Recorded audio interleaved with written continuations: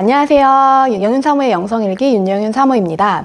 네, 오늘은 사무엘하 7장 29절 말씀을 본문으로 주 앞에 영원히 있게 하옵소서 라는 제목으로 말씀 나눠보려고 합니다. 러시아와 우크라이나의 전쟁이 벌써 한 달을 훌쩍 넘어가고 있어요. 많은 사람들이 고통을 받고 있고 세계가 이제 경제적으로 힘들 수밖에 없는 그런 상황에 처해지게 되는데요. 전쟁을 일으킨 사람들이 참 너무 안타깝더라고요. 왜냐하면 우리의 인생이 그렇게 길지 않은데 그 길지 않은 삶을 살면서 이렇게 많은 사람들을 아프게 하고 고통스럽게 한다는 게 참 너무 안타깝고 대신 회개도 하게 되더라고요. 이제 기도하면서 하나님께서 계속 그 감동을 주시는 것 같았어요. 사람은 시간만 좀 다를 뿐 누구나 시한부 인생을 살아라고요. 정말 맞습니다. 하나님, 우리가 정말 시한부 인생을 살고 있는데 이 인생을 하나님의 방법으로 잘 살게 해주세요 라는 그런 기도를 했어요.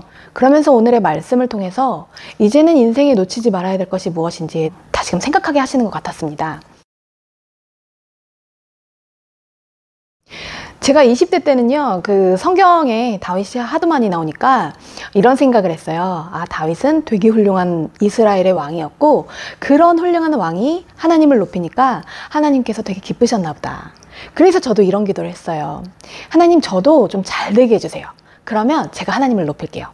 하나님, 저 좀 부자가 되게 해주세요. 그러면 제가 하나님의 영광을 위해서 돈을 쓸게요. 신학교 때 이제 배우게 된 게요. 이스라엘의 역사적으로 가장 강대했을 때, 가장 부유했을 때는요, 다윗 왕 때가 아니라고 하더라고요. 악한 왕으로 아주 잠깐 등장했던 왕 때였다라고 배우게 됐어요. 제 기억으로는 그게 오므리 왕으로 기억하고 있는데, 근데 그때 그게 되게 충격이었어요. 왜냐하면 우리가 이 땅에서 아무리 많은 것을 이뤄도, 그리고 많은 것을 가져도 거기에 하나님의 관심이 있으신 게 아니구나.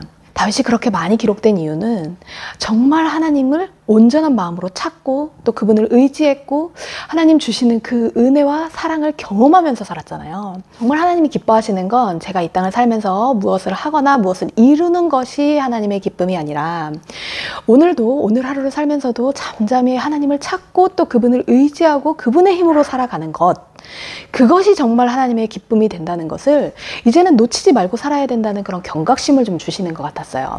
지난달에 저희 가족이 오미크론에 걸려서 2주 동안 예배를 못 드리게 됐었어요. 그런데 이제는 이런 위기 같은 상황, 일상생활이 불가능해진 상황이 오면 이때만 주시는 은혜가 있다는 걸 알아요. 20년 동안 이렇게 영적으로 훈련이 되어지면서 그냥 체득이 되어져 있더라고요. 걱정이나 근심, 제가 이겨내려는 노력을 다 내려놓고 이때에만 주시는 그 은혜에 집중하면서 되게 여유롭게 보내는데요. 예배를 못 드리게 되는 상황이 왔는데 그때 하나님께서 꼭 저에게 이렇게 말씀하시는 것 같았어요. 연아, 봐봐, 목회 내가 하는 거지 너희가 하는 거 아니야. 어쩔 수 없이 모이지 못하게 되는 이 상황에서 그 각 식구들의 가정에 하나님 이때에만 주시는 은혜가 있고 회복하시는 그 하나님의 손길이 있다는 것을 알게 해주시면서 저에게도 더 힘을 빼고 하나님을 잠잠히 바라보면서 예배하는 삶을 살게 하시는 거죠. 그 하나님을 따르는 삶이 너무 행복하고 너무 감사하다라는 생각을 잘 하게 되는 것 같아요. 오늘의 본문 말씀이 있는 사무엘하 7장의 내용은 다윗이 왕이 되고 나서 하나님께서 대적을 다 물리치신 후에 평안할 때가 왔어요. 다윗이 자신의 왕궁을 거닐면서 하나님을 생각해요. 나는 이렇게 궁에 있지만 하나님에게는 아직도 회막에 있구나. 그러면서 성전 지을 생각을 하죠. 그때 하나님께서 나단 선지자를 통해서 다윗에게 말씀하세요. 내가 너를 목동에서부터 이 나라의 지도자로 세웠고, 그리고 내가 너와 함께 있어서 너의 대적들을 다 물리쳤어. 내가 너를 위해 준비할 거야. 그러면서 이스라엘 백성과 다윗의 자손에 대한 하나님의 약속들을 말씀해 주세요. 근데 다윗이 너무너무 그 하나님의 은혜에 감격해서 이제 하나님께 고백하는 거죠. 하나님, 제가 무엇이간데 이렇게 많은 은혜를 주세요. 하나님, 정말 하나님 같은 분이 없으심을 압니다. 이제 하나님께서 약속해 주신 그 말씀들을 이루어 주세요 라고 하면서 오늘 본문 말씀을 고백해요.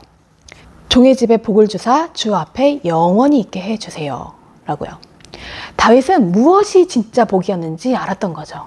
하나님 자체가 복이라는 것. 이제는 우리가 이 땅에서의 삶을 살면서도요, 그 복을 다윗처럼 놓치지 않기를 원하시는 것 같아요. 그 다윗의 고백이 우리의 고백이 되었으면 좋겠습니다. 사람은요, 누구나 자신의 인생에 대해서 책임을 져야 되고요. 우리에게 주신 시간, 우리에게 주신 건강, 우리에게 주신 재능과 물질을 어떻게 썼는지 하나님 앞에서 셈하게 되는 날이 오게 될 거예요. 성령님께서는 오늘도 자연 만물을 통해서 하나님의 사랑을 보여주기를 원하시고 또 예수님의 십자가의 사랑이 어떤 은혜인지를 알려주길 원하세요. 그리고 삶에 지쳐서 힘들어하고 있는 우리를 안아주기 위해서 계속 우리를 바라보고 계시고 기다리고 계시죠. 그런데 과연 우리는 그분과의 만남을 위해, 그분과의 시간을 위해 어떻게 시간을 드리고 있을까요? 가장 귀한 시간이 아닌 짜투리 시간을 드리고 있진 않은지, 혹은 내가 할 일 다 하고 남는 시간을 드리고 있진 않은지요. 헌금을 하면서도 정말 마음에 중심이 없는 헌금을 하고 있진 않은지 우리가 스스로 이제는 점검해 봐야 될 때가 아닌가 합니다. 사실 이 말씀을 준비하면서 이 말씀이 제 안에 계속 머물고 있어서 참 하나님 앞에 회개하게 되더라고요. 저에게 계속 말씀하시는 것 같았어요. 네가 너무 주님 앞에 무례한 삶을 살고 있진 않니? 라고요. 아, 정말 주님 앞에 너무 무례한 삶을 살고 있는 제 삶을 참 많이 회개하고 돌이키는 시간이었습니다. 하나님께서는 오늘 우리에게 나의 사랑, 나의 어여쁜 자야, 나와 함께 가자라고 손을 내밀고 계신다라고 믿습니다. 우리도 이제는 마음의 문을 열어서 그분의 손을 잡고 주님, 저와 동행해 주세요. 오늘 하루가 주님께 드려지는 하루 되기를 원합니다. 다윗의 고백처럼 저에게 복을 주사 주 앞에 영원히 있는 삶을 살게 해주세요 라고 함께 고백할 수 있었으면 좋겠습니다. 네, 들어주셔서 감사하고요. 다음에 다시 봬요. 안녕.